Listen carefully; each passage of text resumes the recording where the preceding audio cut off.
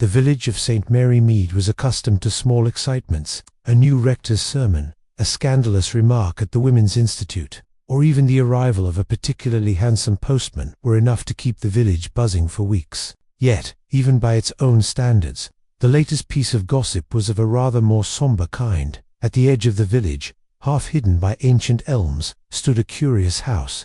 It was an austere, grey-bricked place, with narrow windows and a roof perpetually darkened by moss. Local children had long whispered of ghosts that drifted across its upper corridors, but the house was not uninhabited. On the contrary, it had, for the past year, been occupied by 3 women, each united by a shared misfortune. They were widows, and thus the house became known, with the inevitability of village wit, as the House of 3 Widows. The first was Mrs. Helena Caraway, a tall, imperious woman in her 50s, with sharp cheekbones and an even sharper tongue. She had lost her husband, a retired naval officer, in what was described as a most unfortunate boating accident.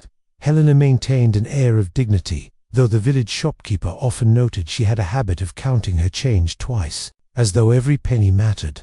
The second was Mrs. Violet Dacre, soft-spoken and delicate in appearance, with large sorrowful eyes and hands that fluttered nervously whenever she spoke.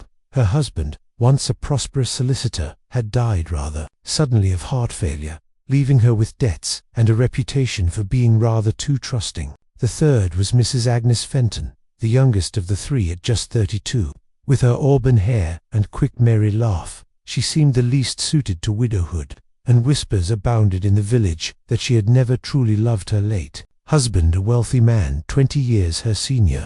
Agnes had inherited a comfortable sum, which she used with a certain extravagance: French perfume, silk scarves, and a new motor car that raised many eyebrows. It was perhaps inevitable that the 3 should band together, finding companionship in shared grief. Yet, as Miss Marple once remarked to her maid Florence, shared grief is not always a lasting bond, for sorrow, my dear, can either knit people together or drive them quite dreadfully apart. The first hint of something amiss came on a chilly October morning. The housekeeper of the widow's house, a stout countrywoman named Mrs. Cribb, came rushing to the vicarage, skirts flapping and cheeks flushed. She insisted upon speaking to the vicar, but as he was absent, she found herself explaining matters to none other than Miss Jane Marple, who had called in to leave some knitted garments for the Harvest Festival sale. "It's Mrs. Dacre, ma'am," Mrs. Cribb said breathlessly. Found her in her bed, cold as stone she was, with a little glass on the table beside her. "The doctor says it's her heart, sudden-like," but here she dropped her voice to a conspiratorial whisper. "I tell you, Miss Marple, she looked frightened, proper frightened, she did." Miss Marple listened, her blue eyes intent behind their spectacles. A sudden heart attack in a woman known for nervousness was not, on the surface, surprising. Yet Mrs. Cribb's observation of fear intrigued her. Fear leaves marked stiffened fingers, widened eyes, a certain tension about the mouth. Miss Marple tucked this detail carefully away, much as she would tuck away a stray ball of wool for later use. By evening, the village hummed with speculation. Some murmured it was sorrow that had carried poor Violet away. Others wondered if the debts left by her late husband had preyed upon her health. A few, with less delicacy, suggested that her fellow widows might not be so very sorry to see her gone. After all, with only 2 widows remaining, the house would be quieter, more convenient. Miss Marple, sipping her nightly cup of cocoa, considered all of this with grave attention. She knew, from long years of observation, that death was rarely simple in a village. People's lives were tightly interwoven, their fortunes dependent on subtle exchanges of money, favor, and reputation. A death might release envy, or concealment, or even opportunity. And so, while the doctor signed the certificate with professional briskness, Miss Marple found herself thinking, yes, it may have been the heart, but sometimes hearts are hurried on their way. The funeral of Violet Dacre was a modest affair, though well attended. Miss Marple, who never missed such an occasion, funerals being most instructive, took careful note of the expressions upon each mourner's face. Helena Caraway stood rigid, her black veil starched and straight, her eyes forward, lips pressed into a line. Agnes Fenton, by contrast, dabbed her eyes frequently with a lace handkerchief, though Miss Marple, sharpered, noticed her tears were rather less abundant than the performance suggested. Afterwards, in the churchyard, Miss Marple overheard a snatch of conversation between two young women from the village. They say she had taken to writing letters late at night, pages and pages. One whispered. And who to, I wonder, said the other. Her solicitor's clerk swore she'd been asking about some old accounts. Letters, solicitors, accounts. A curious trifling of details. Later that afternoon, Miss Marple found herself invited to the house of three widows, or rather, two, as it now was. Agnes Fenton had taken to receiving visitors generously, perhaps too generously. The tea was lavish, with little iced cakes and delicately cut sandwiches. My poor dear Violet, Agnes said with a dramatic sigh. She was always so fragile. I told her to take more rest, but she insisted on fussing over old papers and such. One cannot help some people, can one? Helena Carroway said nothing, merely set down her teacup with a firm clink. Miss Marple murmured politely, her knitting needles clicking softly. I dare say Violet was troubled about something. Often the heart succumbs when the mind is burdened. Agnes smiled too brightly. Miss Marple thought, oh, she was always burdened. Such a worrier, not at all like me. I prefer to live in the moment. It was Helena who spoke next, her voice edged with disdain. Violet was weak. She made mistakes. Poor woman. She trusted the wrong people. Miss Marple raised her eyes. The wrong people. But Helena only pursed her lips, as if regretting the slip. That evening, Miss Marple paid a quiet visit to her old friend Mr. Clement, the vicar, and shared her observations. You think there may be more to it, Miss Marple, he asked. I think, she said thoughtfully, that a woman who sits up writing letters about accounts does not expect to die of her heart that very night. It is untidy, shall we say. The vicar frowned. And what do you propose to do? Miss Marple smiled serenely. Observe, dear vicar, just observe. The more Miss Marple observed, the stranger matters became. For one thing, she discovered, through her friend Dolly Bantry, that Violet had indeed sent a letter before her death, addressed to a London solicitor. The letter never arrived. Somewhere, between the posting and the receiving, it had vanished. Then there was the curious case of Helena Carroway's finances. Though outwardly stern and frugal, she had been seen slipping into the bank at odd hours, and one clerk let slip that she had withdrawn a considerable sum not long before Violet's death. Meanwhile, Agnes's new motorcar gleamed outside the widow's house, and she was often seen driving out into the countryside, sometimes alone, sometimes with a tall gentleman who was distinctly not from the village. A cousin, she declared airily, but Miss Marple thought the man looked more like a friend of a different nature. A new twist came when Mrs. Cribb, the housekeeper, confided to Miss Marple that on the night before Violet died, she had heard raised voices in Violet's room, Helena's sharp tones, and Violet's more plaintive replies. When asked, Helena had dismissed it as a discussion about household accounts. Miss Marple considered this. Discussions about accounts, missing letters about accounts. Yes, there was a pattern forming. Then came a dramatic interruption. One morning, Agnes Fenton was discovered unconscious in her motor car, the garage filled with exhaust fumes. The village buzzed with talk of suicide, but Agnes recovered swiftly enough, declaring she must have slipped on the starter and inhaled fumes by mistake. Miss Marple, visiting her bedside, noted the faint smell of bitter almonds clinging to the pillows. Cyanide. Someone had made a very clumsy attempt. Miss Marple's mind worked carefully through the web of clues. Violet had been writing letters about accounts, letters that vanished. Helena had argued with her. Agnes had reason to fear if Violet's discoveries touched on her inheritance. At last, Miss Marple requested a quiet gathering at the vicarage. Helena, Agnes, Mrs. Cribb, and the village constable. She sat serenely with her knitting as all gathered, her needles clicking in steady rhythm. It is always curious, she began, how grief brings people together. Yet it may also conceal motives that are less than kindly. Helena bristled. Agnes looked pale. Violet Dacre did not die of her weak heart. She died of digitalis powdered and slipped into the nightcap she took before bed. The fear upon her face was the fear of recognizing too late what she had swallowed. There was a gasp from Agnes. Helena remained very still. The missing letter she wrote was about her husband's accounts. He had left debts, yes, but also certain irregularities. Violet discovered that money had been misappropriated. She meant to put it right. Unfortunately, that would have implicated another Helena Carroway. Helena's face went white. You, Mrs. Carroway, managed the household funds after your husband's accident. You borrowed freely, using Violet's name at times, assuming she would never know. When she discovered it, you silenced her. But poison has a way of leaving traces. The constable leaned forward, his face grim. And as for Agnes, Miss Marple continued, gently, the attempt upon her life was merely to suggest that she might be unbalanced or desperate. A second widow gone would have diverted suspicion entirely, but you, Mrs. Carroway, were not nearly as clever as you thought. Helena rose, trembling with fury, but words failed her. The constable laid a hand on her arm, and she sank back, defeated. The arrest of Helena Carroway shook St. Mary Mead for weeks. That such a dignified, commanding woman could stoop to forgery and murder was almost beyond belief. Yet Miss Marple, sipping her tea, observed quietly that people are rarely what they appear, and most especially those who seem too stern to err. Agnes, recovering her spirits, left the house and took up residence with a cousin in Bath. Mrs. Cribb declared she would never again serve in a household with more than one widow under its roof. As for Miss Marple, she returned to her knitting with calm satisfaction. Another little puzzle had been solved, though she confessed to Dolly Bantry that she found it all rather sad.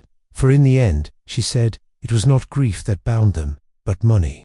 And money, my dear Dolly, is the most treacherous companion of all. The house of three widows soon stood empty, its shutters drawn, its name spoken in whispers. Children still dared each other to run past it at dusk, but the adults of the village avoided the subject. Only Miss Marple, with her serene smile and wise old eyes, knew that behind its walls, human folly had played out its timeless pattern: ambition, deceit, and the final, inexorable hand of justice. And so, as the autumn leaves fell gently over St. Mary Mead, peace returned until the next curious incident stirred the village once again. The affair of the house of three widows lingered in the village long after Helena Carroway's arrest. It was not every day that St. Mary Mead, with its clipped hedges and gossiping lanes, found itself at the centre of a criminal scandal fit for the London papers. Yet it had happened, and the memory of it seemed to hang over the place like the autumn fog that so often drifted across its cottages and church spire. For days afterwards, groups of villagers could be seen clustered outside the green, in the post office, or at the pump near the green, their voices lowered but animated. Everyone had an opinion. Some declared they had always distrusted Helena's stern manner.